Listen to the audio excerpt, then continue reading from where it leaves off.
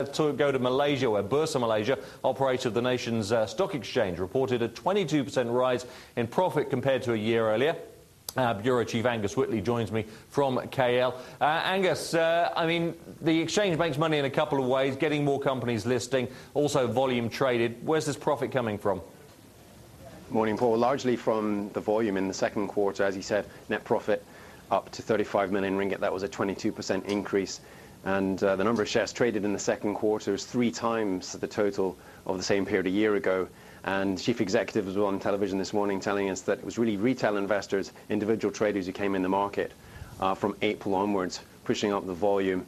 And they're expecting similar performances in the third and fourth quarters. Now, if that was true, we can expect them to be beating the estimate that we have on the Bloomberg of about 109 million ringgit. So we may see earnings revisions in the coming days and weeks from analysts.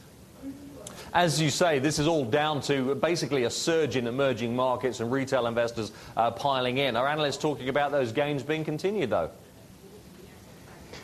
It depends who you speak to. The shares are up 0.7% this morning, but Deutsche Bank came out with a report this morning saying Bursa Malaysia shares, which are up about 43% this year, Deutsche Bank saying the shares are hugely overvalued. They have a massive sell call on the stock, saying that the stock is about 47% more expensive than those counterparts, the stock exchanges around the ASEAN region.